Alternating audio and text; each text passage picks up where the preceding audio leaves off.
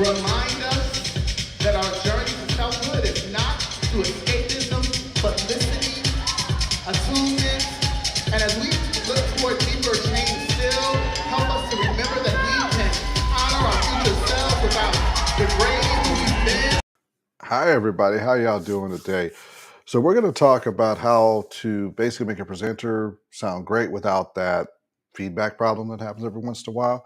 I'm going to keep it quick and under 5 minutes. So let's kind of go through the whole process here. If you've got a compass, a piece of paper, know a little bit of geometry, this is a pretty easy solution to just about any of your sound problems down the road, and it will make sure your room sounds great. Let's go to the Mackey's website and kind of discuss what's going on here. So as you can see, we're on Mackey's website here. You'll see they talk about a horn and some other stuff, but let's get down to the important part. If you are interested and you can get your hands on the specs of a speaker, keep going down. Like if you got like a really nice speaker, it's 2000 watts, can put out super high SPO, so sound pressure level, a lot of sound in the room, but you don't want to blow people's eardrums out because of a microphone, come all the way down in its specs. So you'll see a normal spec that says the top amount of sound it can do, the frequency response that it has. And then this thing called coverage. Now, coverage has to do with a couple things. I'll use the cell phone, for example. So you've got your speaker that's like this, and on your cell phone, if you were to go up or down, that's your V number right here. Sound will go up 60 degrees this way if you had a compass going 60 degrees, and go down 60 degrees here.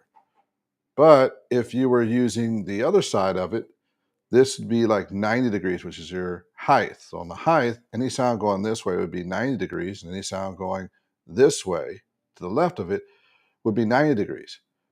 What generally happens is a lot of people want to put, this is your presenter, use my hand, want to put the presenter behind the speakers because it aesthetically looks better. Or they'll have a presenter that stands right over here inside of the 90-degree area. Either way, that is where the maximum amount of sound comes in play, and it will cause some dramatic issues with sound, including feedback loop problems. Especially if you got an auctioneer trying to go from table to tables or a presenter trying to touch and say hi to people. If you can get them outside of about 2 meters to 3 meters of that area, they'll be just fine no matter wherever they stand pretty much in the room. But in that first initial meter to 2 meters, you have the most amount of sound, the most amount of feedback possibility. And since everything is exponential, it really does exponentially make it more possible for feedback. So if you take that 90 degrees, and let's just say you've got one speaker right here that's 90 degrees like that, and you've got another speaker that's 90 degrees like this, you'll find you'll make like a triangle in that little area. You can expand that triangle or make that triangle smaller and even turn it into like a rhombus to give them the maximum area to where they can stand just by turning those speakers just a little bit to the left or to the right. The audience will still get a full sound to them, but the likelihood of them having feedback issues goes down quite a bit. And that's the reason why a lot of times people insist on having the speakers right up on the stage or a little bit forward, and we try to keep you from standing in front of the speakers. That being said, I've got a minute and a half left here to explain this.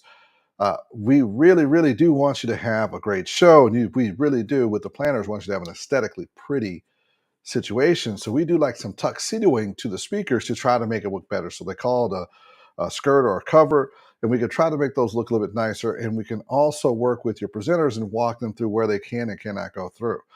There is some other things called gain staging, amplification levels, EQ, and a few others that can definitely help reduce feedback issues. But if you just want to eliminate them at a starting point, initially, this is how you would do it. And then everything else enhances that capability, because if you don't have your speakers positioned right, no matter how much EQing you do, no matter how much we do behind the table and EQing, there is still a likelihood of feedback. If you've been to one of our shows with the Elite Collective and A.P.C Photography and WDC Media, you will notice our auctioneers can go any place, and our presenters can go any place. Ask at NAM, Northwest African American Museum, how it was for their presenter Terry to be able to walk the whole room with speakers all over the room without feedback. Y'all take care, and we'll get back to you soon. Bye now.